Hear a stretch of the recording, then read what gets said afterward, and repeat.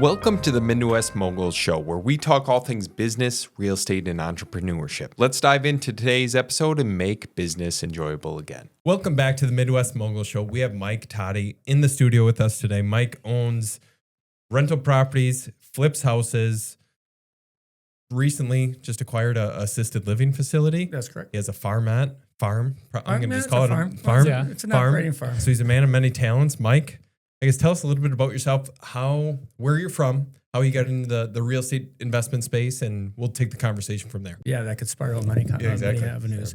So grew up in northeast Wisconsin, what Okay. people would know as rural Manitowoc County area, about a half hour south of Green Bay. Yep. Kind of grew up your typical Wisconsin rural person, work on a farm, Yep. going to high school, blue collar, if you will, for lack of a better phrase. And then for whatever reason, God, fate, life, joined the military. Ooh. Wow. So what I thought would be 4 years and back, and probably coming back to the road of construction because that's what my family does, ended up being 20 years. Dang. So along that path, it was, had some great experiences. My girlfriend from grade school, who I met November 2nd of 1992. When we were in seventh grade, Stephanie.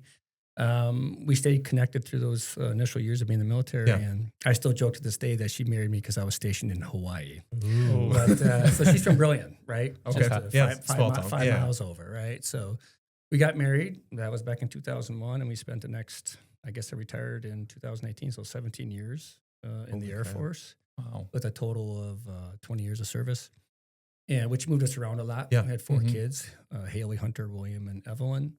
And that chapter, as I often deem it, was just awesome. Yep. Right? So how does that intersect with where I'm at now Yeah. with real Yeah. estate? Yeah. investing, Exactly. right? So before I get into exactly how I got into real estate, I've been thinking about this a lot, maybe not a lot, but enough lately that I do remember 18, 19, 20, you get these, back then you guys are too young, but you had to use up your airline miles. And one of the easiest ways was they sold you magazines like, hey, exchange, 10,000 miles for 4 magazines. Yep. Well, one of them was Entrepreneur. And I forgot that I was really reading that a lot in my late teens and early 20s.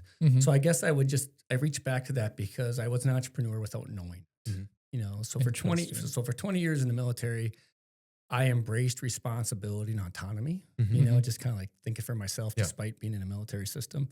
And I thrived in it, and I worked for great people that allowed that to come out of me with plenty of failures. Just like being an entrepreneur, right? Just like being an entrepreneur, right? And Uncle Sam was writing the checks for the bad decisions, So we dropped a $200,000 aircraft part. Oops, just kidding. So I was given a lot of opportunity. Yep. So how re-intersects with real estate is my last year, I moved my wife and family back to Wisconsin. Life had just called us back here. Okay. And I spent the last year in the Middle East in Saudi Arabia, working with the Royal Saudi Air Force.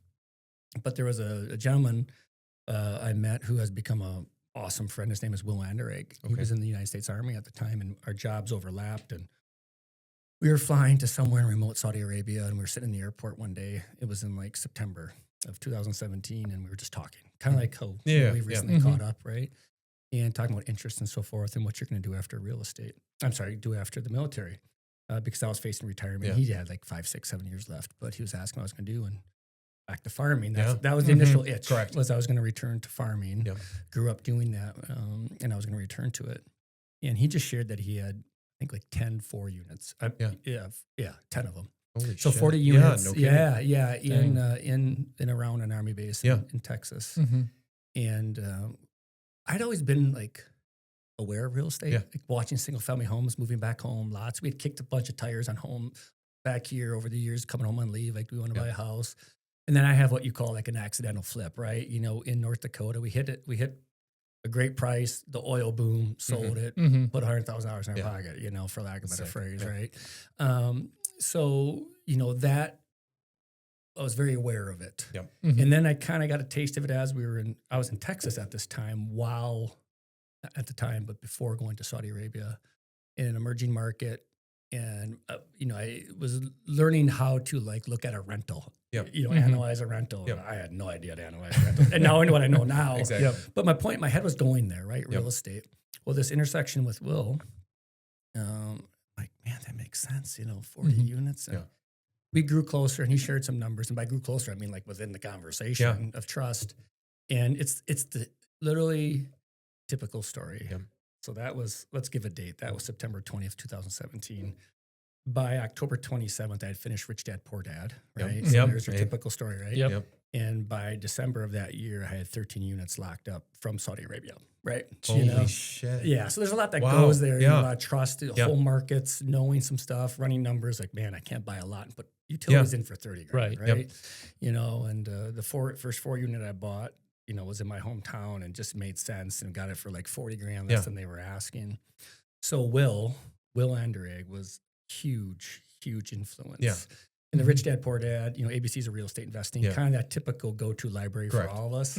It just allowed me to really see that path that real estate was. It just made sense. I don't know, like there's something that you guys have done in life other than real estate, or anybody that's listening. Yeah. Like, I want to be a doctor. You know, first time you operated on I don't know, whatever. Yeah. Right? You know, hopefully a dow, right? A dow, and not your best friend, right? Yeah. You know? Or a pet or something. I wasn't gonna go Dahmer, but you know, so it just made sense. It like, man, this makes sense, and I digested every bit of everything I get my hands on. One in the literally the physical library they had on the U.S. installation over there, which was Rich Dad, Poor Dad, and the ABCs of investing, and I started buying stuff online. But then Bigger Pockets was huge. Those early days of Bigger Pockets, I was in the middle section of it, but there was so much free information and such a great community. And those first 300 episodes or so was amazing. Yeah, right? yeah. It was great content.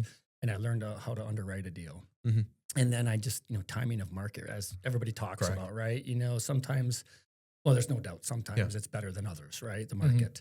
And it just made sense. So I think the last thing I'll share before kind of you know, turn it back over to you is, so I've got these 13 units and I'm in the Middle East, and my wife is going to school full time, 4 kids, house remodel. Oh, and by the way, my favorite dog died. Like, should I ask my wife to manage these properties while I'm gone?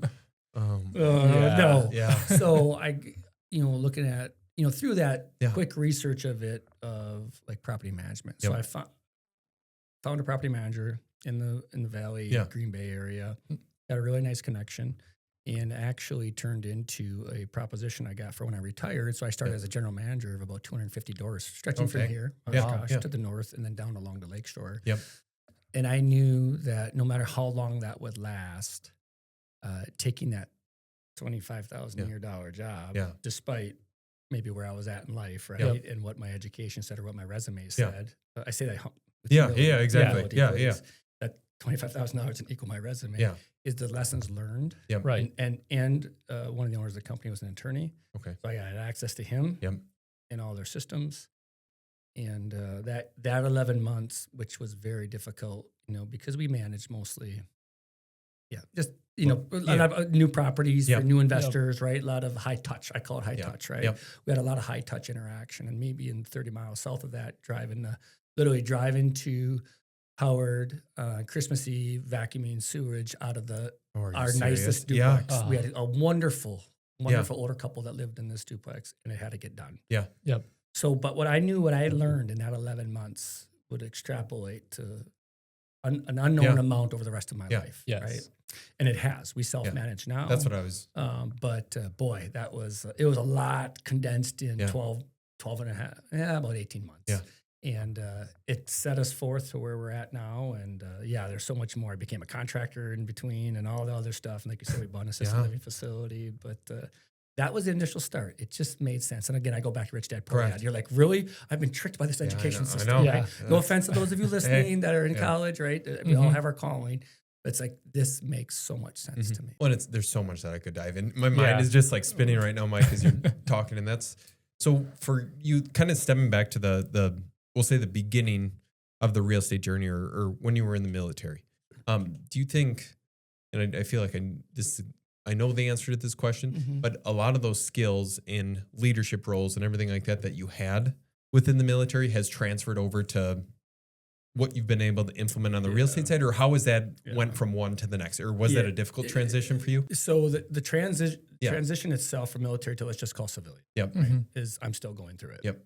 It's an identity thing. And I'm not talking that I miss being called Major Mike Taddy and saluted and all those things that might go along with an assumption of an ego. Correct. I don't miss that, right? I don't miss that. What I miss there's several things. Yep. I miss the filter that the military serves, even though it's a microcosm of society. It truly is. Yeah. There's still an initial 1 to 2, 3 filters by the time you get with your peers, or you have an airman come to you, that you're not dealing with that the civilian world is, right? And there's this whole judicial system behind it within the military, unique to the military, that enforces that, right? You're going to do what I'm going to do what I'm told to do, and vice versa, right? I miss the camaraderie of it. So the identity of maybe like the familiarity of putting a uniform on, of walking into a room. When you go to this new base, and once I became an officer, I went in originally enlisted, and then I went to school and whatnot, became an officer. You became part of like meetings from hell, right? Death by PowerPoint, 3 or 4 meetings a day. But when you got to your new installation and you walked in, and within that first 2 meetings or so, you knew who you could trust. Yeah. I mean, and anybody that has experienced it will understand what I'm talking about. And boy, have I learned that's not true on this side. This side being the civilian side. And that's my fault as equally as the other parties, right? I project upon others like, you're going to be there. You're going to be on time. Just like I was parked around your corner today at 9:40. Didn't want to show up too early in your door, right? Hey, you're good. But that's what the military teaches you, right? When you project it onto others, and they're walking in at 10:01 thinking they're on time, right? In my mind, you're late. Yeah, exactly. So I've had a struggle with that identity change, and I try to be very humble in that, because it doesn't make me better than anybody. It's just my path. I did it for 20 years. But specifically to your question, the military as a whole, I was in the Air Force.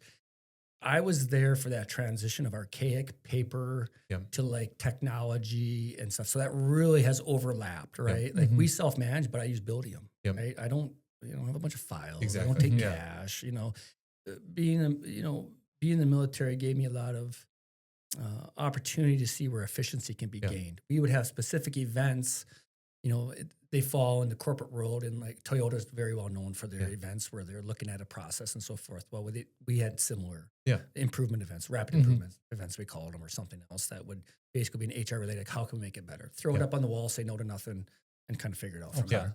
And that's how I've approached, what we're doing, right? SWOT analysis is something huge I've taken, like looking at internal and external threats. So there was so much of it. But then back to the leadership part of it, for sure. As a young airman and NCO, you're leveled with responsibility that, you may not get on the outside world, So it gave me the ability to embrace like being uncomfortable. My biggest takeaway outside of the awesome opportunity for my family, because that's always first, is actually, and I think this is the most translating thing to real estate for me, Mike Taddy, is I love and embrace risk. Do not run from it. Like literally, we had an incident like in the military. I'm running to the building when everybody else is running away, because that was my responsibility. Let's make that clear, right? I'm not some Clark Kent throwing on my cape and running to the building and doing anything. But we flew aircraft and missions every day. We flew combat missions. We did all those things where you're very responsible. And I'm all about risk, right? Like as we were talking before the meeting, maybe it's caused but there's a conservative side of me of that as well, right? In my analysis and so forth, that maybe caused me some deals I missed. But there's no doubt when you're in Saudi Arabia and you buy you're under contract on 13 units, you got to be certain, like comfortable, right?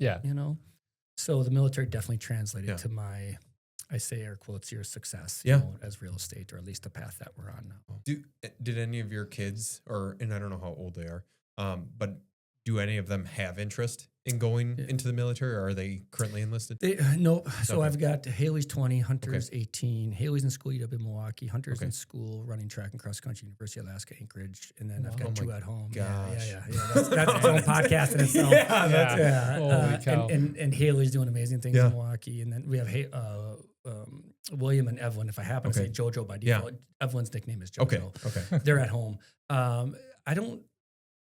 I don't think there's a strong interest in the military. And, I've had a conversation with I would support them.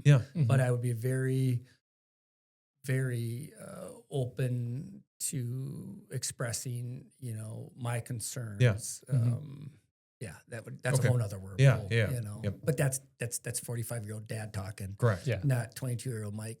We're all here to fight for America. That's what I was about to say. Because totally I bleed the flag. Right? I do.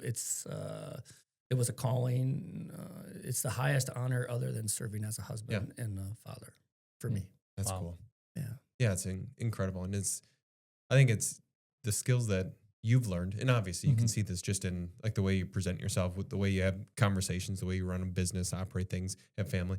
Like you learn so many vital skills along that way that it's like, okay, that's invaluable in and of itself. And sure. then you build relationships, so on and so Mhm. forth. And I don't know, very, very insightful on that side. And I guess as you were kind of mentioning previously, so you started military route. Yeah. Then when you were looking to exit, come back to civilian life, there's currently still going through some stuff with this, as you had mentioned. But what was that like? What prompted you to get into the rentals? Was it because of your friend that you met in the military, or did you see it's like, hey, this is the way that I can retire and not necessarily have to do anything anymore? Like, what was the excellent certain attraction? Yeah, that's I didn't think that before. So it was Will, and Will shared with me like, kind of like was financials in that, and cash flow and so forth. And again, I know it sounds so simple. It almost sounds arrogant, but like it's rich dad, poor dad. It's like, duh, makes sense. Exactly. Duh. It is. Duh. Because we're sitting debt free. Yep. Had a modest amount of savings, that we were going to use to go into farming. And I'm like, this is a no brainer. And we used all our own money originally until, they always tell you that you grow too fast, the bank will say no to this. And that's what happened. And we brought family, same kind of your typical path. But it was the light bulb of, it's not passive income, when you're starting, right? There's definitely passive income opportunities, but when you're starting, and it was, I had one foot in every boat, passive and active, right? But it was what I believed, and I still believe, I want to make that very clear, of generational wealth, right? And I forget it, Gary Keller, millionaire and something. Millionaire real estate investor. That was powerful. That was super powerful. It was on YouTube at the time, and I would just listen to it over there in Saudi Arabia, keep playing it. And so it was the attractiveness of passive income. And really, the farming desire was to provide a lifestyle for my family to understand that hard work, being on time, and responsibility is extremely important in life. Okay. So that's why I wanted to get into dairy farming, right? People thought I was crazy at the time, right? And I understand that. I do understand that. Once that shifted, that we weren't going to do that because life intervened, over the last, and I don't know if I'd shared this with you in our initial conversations, over the last, literally my last 20 days in Saudi Arabia, I wrote 20 days of 20 years of lessons learned. And in that reflection, it started with missing my daughter's first communion. And I missed so much, I missed so much. Haley, my oldest, was probably 12. She was 12 when we retired, and she had lived in 8 different homes. Think about that for a second. Staring at the 8 different bedroom walls, right? When you're sad or happy or whatever it might be, 8 different places, a sets of friends and everything else. And to this day, and I know I can get past it. I know people, I carry a lot of guilt, right? A lot of guilt for not being there. I missed JoJo's first 2 birthdays, right? So it was something that led me to like, can this provide a life, to return me back to my family? And when I talked about those 20 years or 20 days of 20 years, it's a lot of reflection. And I realized that I was not the father and I was not the husband that I should have been. I don't say this proudly, but it was like a light switch. I could leave my family, gone.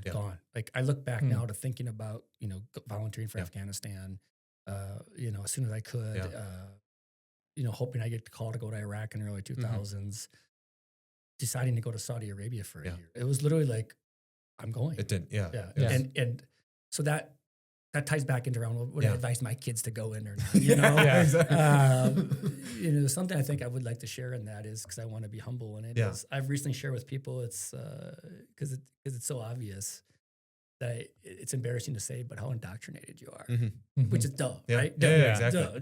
Dumb, Mike, duh. But I gave up, my family gave up a lot. So real estate, to tie it back to why we're here and what you asked, is I saw that one from hopefully a generational wealth, right? But then being more in control of our life, and it is, all of my kids have worked for my business through the youth apprenticeship program. They've all cut out, including the oldest Haley, rolled up stinky cat pee carpet, right? In that flip, right? So You know, terrible. they've done all of that, Yeah. right? They when they talk to a tenant, they notice a yes sir, yes ma'am, right? And you're never better. I don't care what that apartment looks like, Correct. what it smells like. You are never ever better than them, Mhm. right?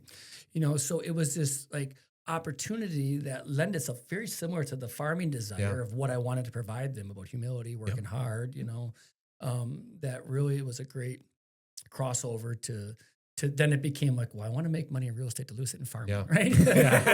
So that's The magic question. Yeah, I'm kidding. that's kind of the circle of it. And you know, the one thing I wanted to just kind of piggyback onto there is as I think about, you know, that path of becoming a real estate investor, 8 years now, is anybody that's listening, first generation entrepreneurship is so incredibly difficult, so difficult. And that's what I've realized as we've, you know, done real estate primarily, but then being a contractor, like it is a lot, right? And the military, in fact, to tie this together for you, is the military undoubtedly gave me a leg up in where I'm at.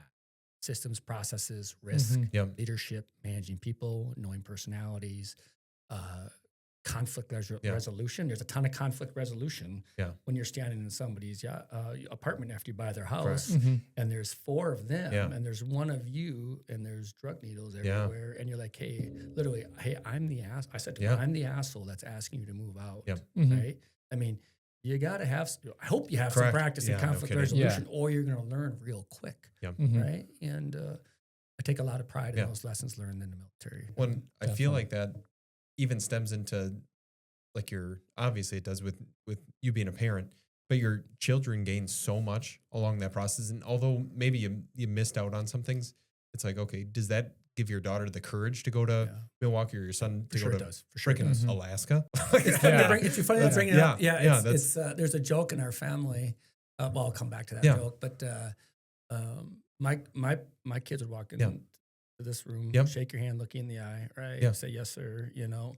And then if the weather got bad and you said, Mike, you got to stay at our house tonight, they fall asleep on your couch, no problem, because they're resilient, right? Correct. We did because of that, right? There's so many things. So there's a ton of positive in that. I want to make that very clear. I appreciate you kind of bringing that out. There's a ton of positive.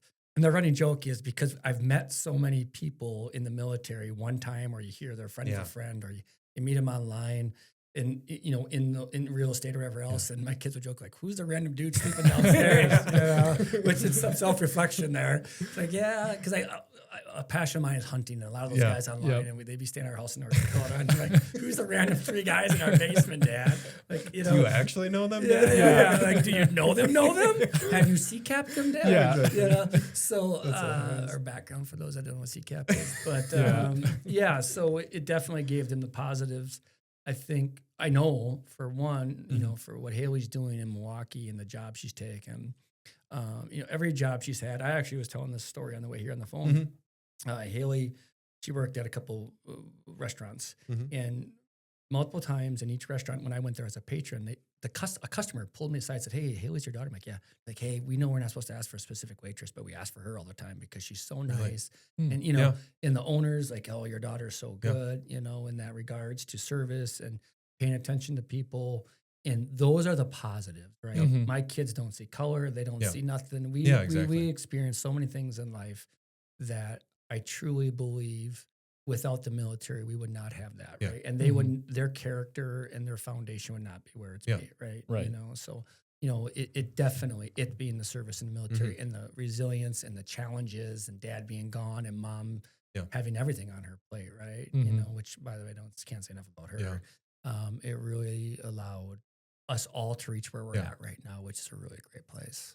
That's crazy. awesome. And it's like, you're just, I don't know, so many lessons that come out of things. And it's like, in the moment, it doesn't always feel like that. And similar to the conversation we were having like before the podcast, but it's like, okay, you go through a lot of shit to get to where you're at today. And no one discusses any of that. It's like it's glossed over and then people... Because it's uncomfortable, right? Exactly. It's like no one likes to go over that, and they relive it. And then it's like, hey, this is the reality of the situation. And I know I was thinking of something when you were talking just before, but so your wife, you said she was going back to school when I was in the Middle East. What did she go to school for? Nutritionist. Nutritionist. which ties Okay, totally yeah. into where she's at now. Yeah, that's what I'm, because I'm Yeah. curious on that side of things, because you were just telling us that she's, and excuse me if I'm saying this improperly, You're but the manager of the assisted living Yep. facility. Yeah, she's the director manager. Okay. Yep. Oh, She's wow. running the daily operations. Yeah. But she was kind of the vital role in the property management company as well. Totally. I know, Yeah, from past very good conversation. memory. So how did that all like? Because I'm like, okay, Oh, man.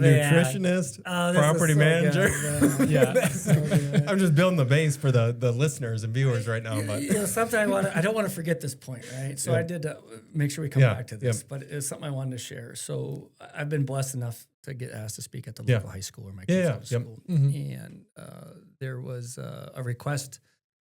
The kids filled the room. I'm very Yeah. humbled by it to hear, but basically Yeah. entrepreneurship or Yeah. what your career is. Career day. Mhm.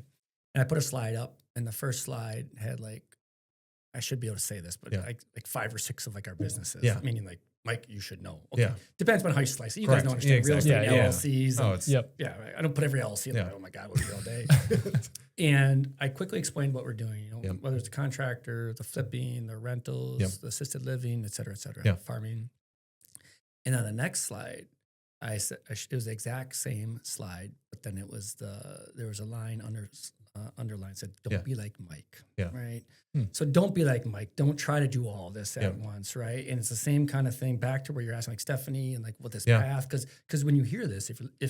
you're listening to this and especially if you know us and see our Yeah. life, it can be like, Mhm. what the heck is all going on here? Yeah. Because it's not the path, right? Yeah. Look, a snapshot in my life right now of the random things I'm doing is not the way to be successful. Mhm. There's some concessions we've made to basically that's tied into a lot of what we Yeah. talked about with Mhm. kids and exposure and Yeah. opportunity, right? But to go back to Stephanie specifically,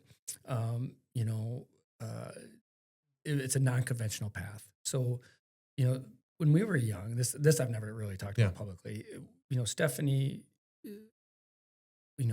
are you happy? What do you want to do? Yeah. When we were young. Mhm. If I'm with you, I'm happy. Yeah. When she was young, when we were dating in high school, she said, what I want to be most important than anything is a mother. Right? Yeah, that's cool. And she nailed Yeah. that. She Yeah. had the part, Yeah. right? But the reality of supporting somebody for almost 20 years and following them and watching him up on stage Yeah. and always being on the arm of that Yeah. person, Mhm. there's no doubt. She's never said it, Yeah. but there's no doubt at some point it's like, oh my God, Mike again. Promoted This again. guy. Yeah. Stop recognizing him. Does anybody see me back here? Yeah, exactly. And truthfully, the military Yeah. does an outstanding job of recognizing spouses. That's And cool. there's That's a lot great. there. But I was definitely down the Mike Taddy. I'm going to get promoted. Yeah. I'm in Mhm. charge, right? Whole, right? The ego was in full force. Then, so as we navigated the space to retirement, which is crazy to use the word retirement when Yeah. you're 37 years old. They I went know. retirement at 38. It's just a retirement from a Yeah. chapter retirement. Stephanie had been a lifeguard. She had been a CNA, Yep. gone through school. And through all that process of being mom, the kid, when our children were sick, she knew, Yeah. she retained. I'm the guy that goes into the doctor. He tells Yeah. me, I forget it, right? Yeah, exactly. Give me the shot, get Yeah. whatever, right? Yeah. Whatever. And Stephanie is medical terminology, Yeah. like, oh my crazy. God, stop talking about that. It's like when I talk about real estate. Yeah. Yeah. Like, stop talking about that, Mike. Stop talking about, cash on cash Yeah. return, Mhm. And she's going through her microbiology terminology. I'm like, Yeah. I kill myself. It's like, what is But that? all Yeah, of yeah. those where you're going were building blocks that we Yeah. didn't realize that we were on. So when we went to retire, she was back here going to school. I was in the Middle East. And when I retired, I think she had a half a year left or maybe a year and a half left. Yep. And it was the summer. And I remember distinctly it was the summer of, I think, 2019. And I'm like, what do you want to do Yeah. when you, Mhm. because I was all in on supporting her, Yep. and I hope she believes that because sometimes buying 30 rental units may not feel like that. Yeah. I mean, I'm sorry. You're right. I'm sorry. But so she was on a path where she should Yeah. very much go for a competitive internship, Okay. Mhm. which could lead us somewhere else in the state geographically, or even her out of the state. So we were looking at separation Yeah. again. And we were at this little place in Manitowoc having breakfast, Dahlia's. Yeah. And I remember what she was wearing. I remember everything. We were having breakfast. And I said, what do you want? Well, she goes, well, I got to, what's the next step? She goes, Yeah. well, I got to get an internship. I said, no. What do you want? Mhm. She goes, I want to spend more time with you and the kids. Oh, We've been my gone gosh. we've been gone for basically 2 years, Mike, been apart. Yeah. Because even though we were physically gone for 16 months we were separated, or 14 months. Yeah. She was in school, like we were gone. We were Correct. passing, Yeah, passing exactly. in the night, Yeah. right? You know, and I said, why don't you come on and help me with the rentals, you know? And I had an assistant at the time, or maybe she had recently left. Yeah. But I'd been self-managing Yeah. at that point. I took those lessons learned from the general manager position, literally the software, right? Yeah. Building them, makes sense. And for the next few years, we did property management. Yeah. And then she took it over. And honestly, so I'm doing property management again. That's a whole Yeah. other conversation Mhm. because she's back in ways. Yeah. But she systematized and processed, you know, e-signature leases, Yeah. all this stuff, easy button Yeah. stuff for me, not just easy Yeah. button, right? Like I'm literally managing our portfolio, which would be 60 some doors, Yeah. right? Okay. And then she's got the other 18 doors with the assisted living facility. I'm managing them at an hour a day, you know, maybe That's less, crazy. you know, Mm. because of what she did. She Yeah. went back. So back to the slide of don't be Yeah. like Mike, right? Mhm. Don't build the house and then jack it up and put the foundation on. Correct. Put the foundation under. Yeah. I built like 5 houses, Yeah. not literally, Yeah. but Mhm. you know, Figuratively. figuratively like, Yeah. like 5 houses with no foundations. Yeah. It's like, Yeah. oh shit, we got to jack this thing up. We got a Yeah. foundation under. She wouldn't put the foundation underneath it, you know, which is the story of our marriage Yeah. and life, Mhm. you know, for being honest. Yeah. So she had so she's not a licensed dietitian because she did not take, or certified Yeah. dietitian, I think Yeah. the proper Mhm. terminology, because she did not take the internship. Yeah. She has a nutrition degree. Yeah. Yeah. But now with what she's doing, you should see her talk to the families. I was literally in probably- awe the other day. She was giving, I don't like to call it a tour, but a Yeah. familiarization of potentially somebody moving in. Mhm. Yep. And I'm watching her talk to them and then talk to the you know, our future resident. And I'm just like, I'm coming apart inside Yeah. crying because I never want to be this stature of like I'm proud of Yeah. her, right? You Mhm. know, Yeah. but I'm proud of her, Yeah. right? Yeah. You know, that she's hit her calling. Yeah. And it may not feel like that. You know, you have employees, you have staff, you have crisis, right? Yeah. You Mhm. know, but where you were going with that, you know, her expertise in handling tenants in residential management, it very much overlays in what we're Mhm. doing. We're very much in the service industry, Oh. there's just so many things that Yeah, overlap. yeah. So many Mhm. things overlap. And then her knowledge of nutrition, medical terminology, you know, pharmacy, which that's a whole Yeah. nother lesson that we're learning with that, you know, and Oh, I bet. our world of, you know, That's, pharmacy yeah. Mhm. and prescription drugs and what people get Yeah. and so forth. She's an expert. She is, Wow. and she's killing it. That's awesome. When to be so pliable, like, and Yeah. honestly, to go from one thing to the next. And I know, like, obviously we're in having you in here, but she could darn well be in the same seat. For sure. Like, for and, sure. and be extremely Yeah. knowledgeable. And that's what is so impressive. And then I even think about conversations with my wife, and so Joe's my brother-in-law. Okay. So I'm married to his sister, but Katie is my wife's name. So she basically, when I'm on a call with an owner, like, she could walk through the entire, like, she could do Yep. this business Yeah. herself just from being Yeah. around it so much Yeah. and being ingrained in it. And it sounds like, obviously there's her strong suit of she's a registered nurse and loves that. But then it's like, okay, people just adjust to their situations and scenarios. Yeah. And it's Mhm. like Yeah. half the time they're a hell of a lot better Yeah. than Yeah. we are at things. Yeah. Yeah, you know, something to kind of highlight what you're discussing as Yeah. well as Stephanie, and what I thought I had was, you know, just like the military, where she was in the primary role, but it wasn't highlighted, right? Yeah. I'm the Yeah. one with the uniform on, waving the flag, Yep. right? So that gets the most attention. She was, I mean, you know, she was the one cementing our legacy because Yeah. I believe our children are our legacy. That's Mhm. a whole other conversation. But like, she's the one that got that legacy Mhm. started. She eagerly embraced that, Mhm. right? You know, because of her humility, Yeah. right? Mhm. And property management, I was like, this is the shit Yeah. to get done, right? And it wasn't like, never, I'm better than this. Mhm. Like, Mike, you got me talking to tenants that Yeah. are, you know, because our tenants, I want to make it very clear, Yeah. like, we're very thankful for ones, but when you inherit tenants Oh, it's- in tough Mm, yeah. situations, right? Human factors, whether Yep. just human factors. Yeah. It's not about tenants, it's about people, human factors, right? Mhm. 'Cause Correct. tenants might be the wrong label because taken the one way, but like just dealing with humans, right? Yep. Dealing with humans in dire situations, right? And I never felt the weight of that from her, Mhm. you know, and she embraced that, like, hey, this is my role Mhm. right now, while Mike continues to, one, train and advise me because he's the experienced one, and then also continue to build, right? Mhm. You know, build what we're doing, you know, and you know, there's so many people that tell me that I could never work with my spouse, right? Man, Mhm. I love it. I love it. Yeah. It's That's not awesome. perfect. Yeah. It's not Mhm. perfect at all by any stretch of the imagination. But after 20 years of walking out that Yeah. door at 4 or 5 a.m. and not till 6 p.m. Yeah. and like not even thinking twice about it, boy, Yeah. It's you kinda want- nice you want now. that time. Yeah. For Yeah. sure. Earning it back. And Yeah. why?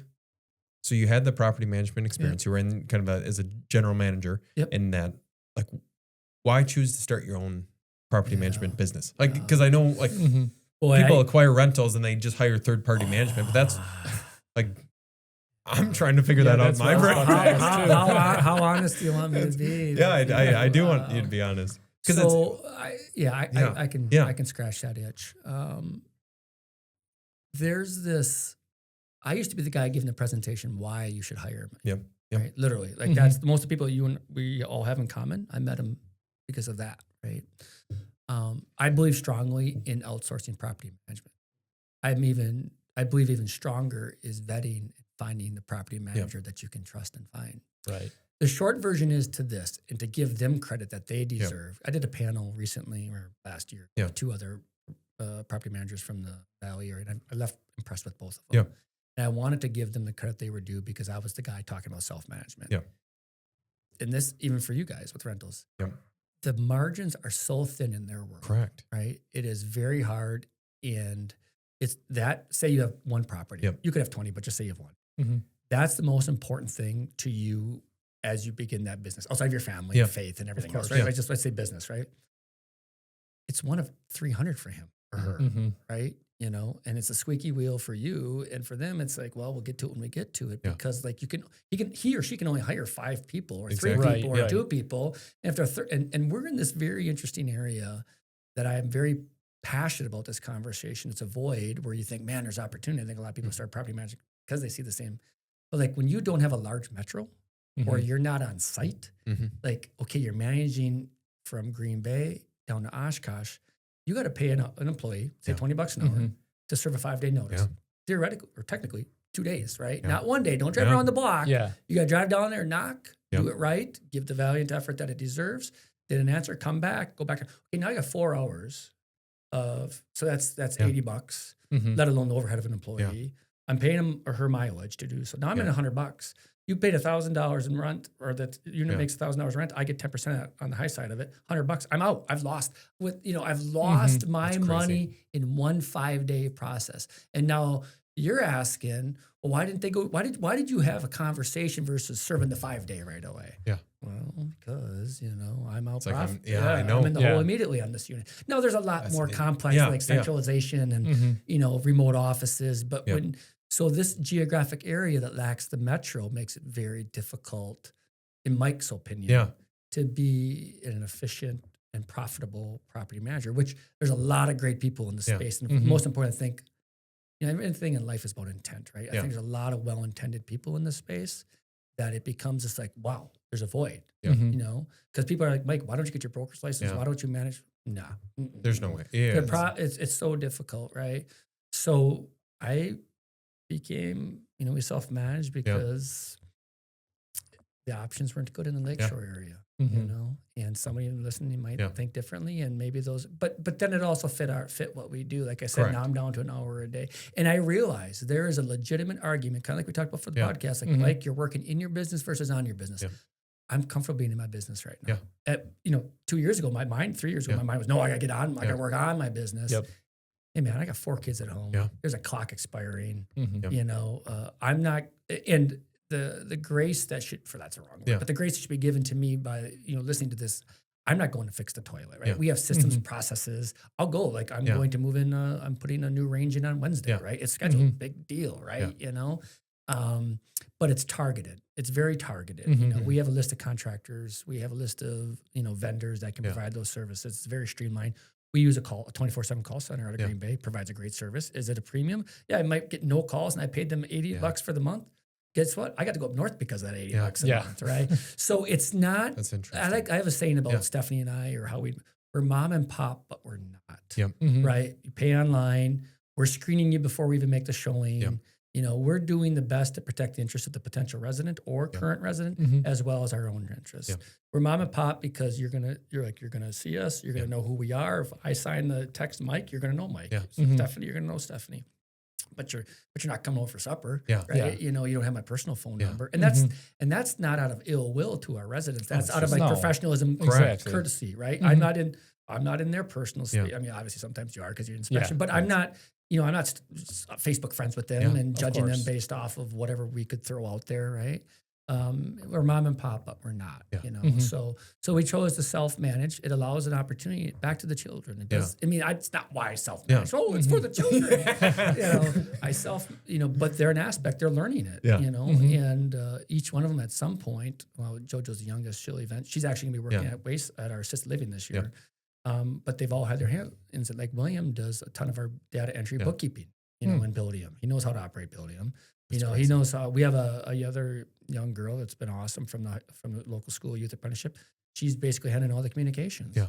And I have two assistants basically. She's Mhm. one of them, and I'm just basically, you know, one clicking to her, and then she's doing the 10 clicks for that. If that makes sense to you, Yeah. right? Yeah. You know. So we've systematized a lot of it, and again, that goes so much back to Stephanie. You know, building the foundation. So self-managing is just. I'm an advocate for it. Yeah. Depending upon what the rest of your life looks like. Correct. Mhm. I guess Joe and I were having the conversation the other day about like the sustainability of flipping and wholesaling business. Yeah. And I said Yeah. you're hunting for deals Transactional. all the time. Yeah, it's transactional. It's very transactional. Yeah. The only way to get more or less out of the real estate or the business side of things on that side is like, okay, you need to start building up rentals Yeah. in a portfolio of Yeah. properties, because Yeah. otherwise it's like, Yep. okay, hey, we did a Yep. flip this month, but Yep. we have none the rest of the year. Yep. You have no income coming in. Let alone all the other things of Yeah. sorry about that. No, you're good. Of taxes. Yeah, and, yeah, exactly. You know, appreciation, depreciation. Mhm. You know, I've sorry to interrupt you there, but Yeah. you know, I'll be honest with you. I'm gonna listen to this podcast, but I've kind of, you know, become the farmer, Correct, you know, yeah. but I listen to so much stuff in 17, 18, 19, 20 across all the spectrum. And I honestly can't say, I don't think I ever heard a flipper say, I regretted buying rentals. Yeah. You know, they almost all said, I wish I would have bought rentals first, because they got down that transactional lane. They built a business out of it. They admittedly say like, hey, when you can, you know, you're clearing several hundred thousand, but it's very transactional. And one thing that I shared with somebody recently, you know, we were talking money and they were looking for advice. It was in real estate. I want to say this responsibly. You know, the financials of real estate, I'm going to use the irresponsible statement. Yeah. It's irresponsible. Mhm. You're robbing Peter to pay Paul. Yep. Right? You know, people it's almost like back to farming. Yeah. Asset rich, cash poor. Mhm. Right? You know, and how you structure that and so forth. And that's this world that you guys have to make a decision on. Like, do we like the cash where I've got 50 grand in my personal savings because of it? Or do I want $300,000 on my personal financial statement? You know, since we retired in 18, this is not bragging. It's like, Of course not. net worth is like 5 times, 6 times I did the other That's day, insane. right? The Roth IRA was never going to do that. Yeah. You didn't tell your dad about that. I know. I'll have him listen to this one. Yeah. It's not going to do it. It's not. It's right for the right people. I did it. Yeah. I did it. Yeah. I did it. I was a dollar cost averaging guy for 20 years, right? Put it in the market. And I still believe in that. Although I would take every penny out. Yeah. Self-directed. Yeah, no kidding. But Especially with it's, the way the market's but it's all about what fits you. Yeah. You know, so I think, you know, I cut you off there, but that eye to rentals or passive income, because it could be a small business. People are listening just like I just, you know, is very desirable. And the hitting your head against the wall for the transactional. Like it's like, if I could share an anecdote with you. So 4 years, so I became a contractor out of necessity, right? We know why. It goes on. Everybody understands that. you almost If you're trying to buy rentals, you understand why you become a contractor. You shouldn't, but this is why I did. And we built a team up pretty quick. And I had a rock star employee, Adam Dells. Oh, I love Adam. He's like a brother to me, as well as Isaac, and just these people along the spectrum. Well, it's like, man, you know, kind of caught up, because at one time we had like 12 my own units. We were buying so fast. And that's not braggadocious. It's just factual, right? Like we're flipping the unit, not flipping the property to sell. And it's like, we should start doing kitchens and baths for other people, because we do a really nice product. Like we're much better than rental grade, right? And we did, and it was successful. You know, but it became a whole nother animal, if you will, right? And it became a beast in the manner in which Now I'm out doing something else that isn't my specialty, that isn't my why. It becomes very transactional. Yes, I can make money off of this. And yes, it potentially improves my bottom line. But at the end of the day, is it what I want to be doing? Yeah. Right. And there's all these lessons along the spectrum that you learn within the real estate, whether it's flipping, buying, or whatever it might be, where you think, man, this is the answer. And to tie that together, so we're doing all this work for everybody else for 2 years, and we're doing moderate kitchen remodels for 60, 70, 80, 100,000, bathroom remodels for 30,000. It's nothing that's stuff I'm very proud of. That would never be right, right? Exactly. I'm like, you would never stick 30 grand. I'm like, so my point is this: I should have been flipping. Yeah. I should have been flipping. Yeah. Should have been flipping, right?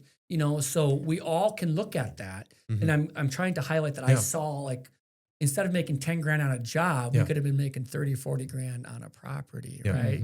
But here's where I'm going with this. It was a concession by me that I didn't want that stress in my life at that time.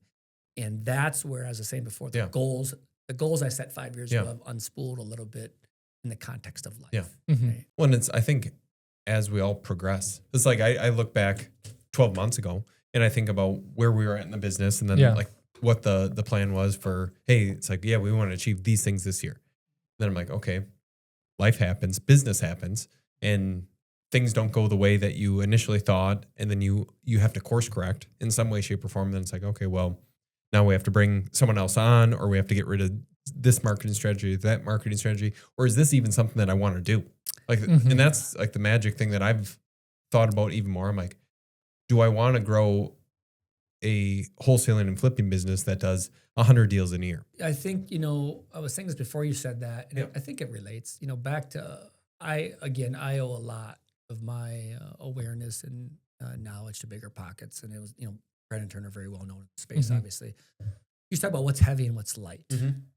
And that has really been the filter in which I've put on my decisions past year, 2 years. What feels heavy and what feels light. Buying a rental and turning it feels light. Yeah. So light. Easy. Easy. That flip that I was talking about that we made a nice amount of money on, that was the heaviest thing I've done in a long time. And I will take that profit. Yeah. But I told Isaac, I said, this ain't me. That's interesting. And because Taddy Property Services as the contractor was no longer set up with employees to do the work. Yeah. Because when we were operational with multiple employees, it was simple.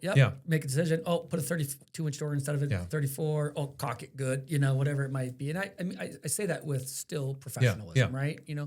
When you're in somebody else's space, remodeling their bathroom or kitchen. I've said this, for those of you that are contractors or thinking about it, I feel like this is a pretty cool thing. I mean, the enlightening. There's nothing more personal than somebody's family and their home that they bought. Correct. So when you say that, oh, Mike, we're excited. I don't care that it's 6 weeks. And I tell them, there's going to be this really uncomfortable space come week 3 where you're like, where the hell is Mike? Yeah. And I'm waiting on the plumber because he went on a service call. And, I'm telling you it's coming. No, Mike will be good. It's coming. Yeah. There is nothing more personal, right? That was all heavy, very heavy for me. I was waking up with anxiety. My wife said, Mike, you're more stressed out and less available mentally than when you were in the military. Oh, wow. That was very powerful. Yeah. And that's when I made the decision to not do, because working for other people, because my standard, which is a whole other psychological, I chased my dad's I love you, right? Like perfection that I was putting on. It was so heavy. I decided this is too heavy. Yeah. And, I think the warranty on the last job just expired, meaning everything's good, but I'm not on the hook for anything other than like, Mike, are you still a good dude, right? You know? And we had great clients. I literally, most appointments, and I'd go on the record saying this, I left with a hug and, usually her crying, Not because the bid was too much. No, because of the relationships, right? And that's what's great about this space is relationships. But that was heavy, so I left it behind. So you got to think about your life, what's heavy and what's light, and not what's heavy in the moment, because that's different. And what's, like, what are you dreading every day? Correct. And that's maybe what you need to look at. And for you nowadays, like we can kind of wrap here in the next little bit, but for you nowadays, what is it in your life that you're finding like, hey, this is what I thoroughly enjoy doing every single day. It's not it doesn't suck out my energy. Or like you were saying with the heavy and light stuff. Mhm. What do you find that you get most enjoyment or fulfillment now, other than like obviously wife and kids and everything like that, but work related? It's crazy the break Yeah. from property management. I think so. Little story, Yeah. admission by me. I'm in the confessional. Dark room here. Flashbacks to 5th grade at St. Mary St. Pat's. Being honest for the first time. When Stephanie was in property management, so we have Google Voice, Yeah. right? You know, I silenced that stuff. I didn't want to see it anymore. It was on my Yep. phone. Like it was heavy. Yep. Like I was burned out. Mhm. That stuff. I'm not going to go on the record and say it's the greatest thing I do ever, but like I enjoy the property management side of it. I enjoy it again. I really enjoy obviously conversation. Yeah. Mhm. I don't take like arrogant pride in tough conversations, but we're going to have a tough conversation, right? You know, if need be, right? Mhm. I enjoy working. We just had a tenant lose a baby, right? You can't pay your rent, Oh, right? geez. Like, what do you? Yeah. You got to have a soul. Yeah. man. Yeah, no You kidding. got to have a soul, Yep. right? You got to have a Mhm. heart, Yep. you know. And you got to know when you're dealing with facts versus Mhm. emotion, right? Mhm. You know, I enjoy that. I you know, it's cliche in our space about helping people, right? Yeah. And we could talk about that forever. I truly enjoy helping people, so I get a ton of enjoyment out of that. Even though I'm not involved in the assisted living, you know, it's called Wayside Parkview Estates, where Stephanie's operating. We have 18 units, and I think 16 of them are filled. The residents, man, going there, and a lot of them are former farmers, which we've hit it a few times about my interest in farming. I enjoy meeting with them. I enjoy the staff. We have a wonderful staff Mhm. there. I enjoy watching staff succeed. I enjoy being in the supporting role of, you know, I'm not the best at it, but making meals and helping her around home. And, you know, then the farming side is a whole nother scene. Yeah, that's what I'm It's like. really satisfied me. And, it's like, I'm living a dream. Yeah. Man. Mhm. Like I was talking to a guy that you and I would both know in the space, and you know, he recently went out on his own, and comes from a farming background. And I was just telling him, I said, "Hey, man, hey, Carl, you know, I was giving him some advice, and I said, it's out there, it's out there. You know, I'm just old." Right? I'm just old. That's why I'm there. And you Got a guys little, aren't there. yeah, That's why more you guys years aren't under there. the belt. Yeah. Life is very rewarding right now, business wise as well. that's You know, it's professional, personal. And it's on that. I was thinking about something when you were saying that. So like, and this is like my mind is just racing still.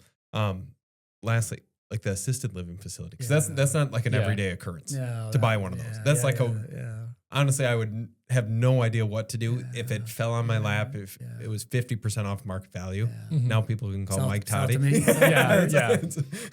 Insert the phone number here on the in the description. But what was that like? Yeah, I can give like, that. yeah, I can exactly. give a quick down. Yeah. So it started off. First off, it was built in the early 2000s as a legacy project by many of the community members. I mean, it was a business, right? Yeah. But they were watching, and this is a rural community. Yeah. People, even small town or farms, having to go to like Green Bay, 30-minute drive to go to assisted living, right? Mm-hmm. So this family, conjunction with other families, I should say, built it. And then, so like 4 or 5 years ago, it got sold to one of the sons of one of the original members. And those three bought it out. And that gentleman is like a mentor and a friend to me. Mhm. And we talk business all the time. And it just, you know, all three of those owners were nearing, either they had their own company or business and or were looking at retirement. So managing the manager, who they had an outstanding manager, but she decided to retire. I think it became heavy. Correct. I don't want to put words in your mouth, but back to heavy light, I think it became heavy. Makes sense. And we're talking and looking at it, and obviously it's a building. Anybody in my small area, like there's a building, call Mike, right? You know, like, you know, call Mike. He'll look at it. And in that very confidential friendship, he shared. I mean, I got 6 or 7 years. I mean, they were open. They specifically at GM, he wanted to preserve the friendship most importantly, and most importantly actually wanted to end up in a good spot for the staff as well as the residents. And it was an open book, the good, the bad, the ugly, and I saw opportunity. And really, you know, so many things happen in life. Like me in the military for 20 years, I never put mind to it. I'm sure you guys have your own examples of like, and whether a person's belief is God, fate, or whatever, like this was intentional. This was intended. This is a path. And we view, you know, Wayside Parkview Estates as a service to community. Hey, I'm a business person. I want to make a profit, right? I'm looking at that. I got to pay taxes, right? You know, but truthfully, and I mean this, especially when I tie in the growth of Stephanie and watching her interact. Like that's our legacy outside of our family, our kids, right? I don't care about my name on a building. I don't, I just care about that stuff. I want to write the check to get donate. I still want to do those things. But my legacy, one is my children, but now is like cementing the opportunity to help others when you can, right? So it was off market. I got to look at all of the financials. We actually got, I think, 5 buildable lots with it because it was basically it created its own subdivision. And we've got some vacant lots that I want to put some what I call granny flats on them, like feeder duplexes. Like, because we do have a waiting list for, like we have one granny flat now in our small town and there's a bunch of people like, hey, when so-and-so moves out, I want to move in. So I see a need there where we can maybe feed the opportunity. Or like say John, I'm making up names here, John, the husband, and Sally, the wife. Sally's care means she needs to live with us. But maybe John doesn't want to live there yet. Well, John can rent across the road, the duplex, and come over and have breakfast and lunch and everything else and do that. So that was another opportunity, seeing the vacant real estate as well as the business itself, and seeing the ability for us to definitely bring higher efficiencies. Like they did everything in paper yet, so forth. Like we use like we use Buildium, they all pay online. Is it everything's online. I mean, there's still this very arduous paper process to comply with like state statute and comprehend stuff. Just I don't want to nerd down, go down that. But 17 pages of signing, right? But Stephanie, like all the staff uses a time app. We outsource our payroll. We use a company out of Green Bay called Ahead Human Resources, and we just brought those efficiencies that were already in our business. My assistant, she does all the bookkeeping for it, right? It's just made sense. Yeah. That's so interesting. I was so fortunate. Timing, off market. Everything. It's just, and this is that thing, when Stephanie, again, I'm always speaking bluntly, and now it's like, I don't know what I should say on the record, but like, we don't pull the salary out. We're set up as an S corp to pull salary out, but right now everything stays in. And we were talking the other day, I said, Stephanie, every time you go there and every process that you create or make more efficient, it's like a deposit in the bank. Right. Huge. So this cash flows.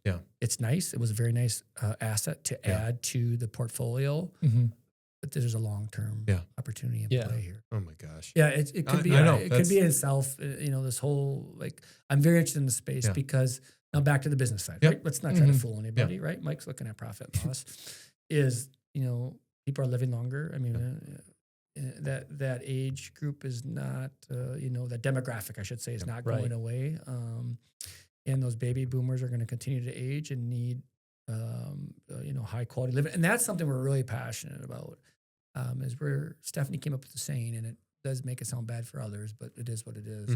We're a diamond in a rough industry, meaning that there's a lot of great people in the industry that are understaffed. It's like going to McDonald's and like, how can you be closed? It says 10 o'clock and you're closed at 8:30. Well, you're understaffed, right? They're the same way. They're understaffed, and we have a high ratio of caregiver per resident. You need to come out there. It's like it is truly a family. It's unbelievable. It's a totally family atmosphere. From the staff to the residents to the families that come, it's just it's amazing. It's a community. That's great. And the last thing I'll say about where like this light bulb has gone off for me is, like I said, I think off camera, we're doing farm to table. Mike Taddy, the farmer, is raising pork and eggs. And grass-fed lamb on my farm, and then selling it. This year, actually, we're teaming up with a girl that has interest in gardening, doesn't have space in Green Bay. We're going to do some of our own veggies and farm to table with potatoes, carrots. On site. We have this back patio. It's very scenic. The residents, again, so much based in like people who grew up farming. Correct. And gardening. They're going to get to watch us or even come out and then I have this. I'm nerding out, but like this day in the fall, like let's have a canning day. Where they all used to can and like have her or our other caregivers or my wife or whoever lead and use their recipe for dill pickles or whatever. Like, man, it's just this great opportunity to give back. I like that. It's like I heard of a restaurant one time that they hired, or they not hired, but they would have these grandmothers come in like from all around the country. This was in New York. And they would make their like home cooked recipes. For sure. And it was huge. And it's like everyone's of course attracted to that, like a home cooked meal. So we cook the three homes every day for and our caregivers cook. We have a commercial kitchen, and anytime that they want to bring their favorite recipe, we work very hard to cook it for them. How good of a write-off is the farming industry? Do you take quite a few losses? Yeah, from the real estate income? Yeah. You know, the interesting thing about that is I truly want it back to the slide with 5 enterprises. I truly want it to be a viable business. And I know tongue in cheek there. Yeah. And I'm making clear to my CPA, like I'm trying here. Like I do want it to be because one is at some point the IRS says you're a hobby farmer. Yeah, exactly. I think after 5 or 7 years, like you are no longer getting deductions. But it truly is. Yeah. I wake up a farmer right now. Yeah. I honestly do. Like this was the goal for 2025 was to wake up a farmer. And I still do the property management, but I do wake up the farmer. The last thing I'll share in that, I had this like, I think epiphany is too strong of a word, but it felt like that. I was, every fall we go out to we have a house out in North Dakota, we used to be stationed for hunting. And this October, I'm like, we just bought the assisted living in August. And, you know, Stephanie was in the grind and I was seeing it, you know, and I've got this guilt, right? Because we were living a pretty good life, right? You know, we're not wealthy. We just had a nice life, right? Static, you know, not static, ascending, but you guys get it. And envision a juggler, right? I'm driving and I'm thinking about, okay, let's think about this. Mike, the real estate investor. We haven't even talked today about Mike and Isaac flipping in Kansas City. Well, no kidding. I know. Kansas, right? Taddy Property Services as a contractor. The farming, Wayside Parkview Estates. Okay, there's 5 or 6 balls in the air at any given time, right? Like, what are you doing? I mean, read the one thing. Again, don't be like Mike Taddy. Don't, right? Do one thing great, right? But the epiphany was, I realized that I think like a lot of things I just said before that, you know, we just find ourselves in life, like it just happened. It didn't just happen, but the moment happened of where we realized it. And I realized on that drive that every one of those balls in the air, I'm no longer like mad juggling in them, right?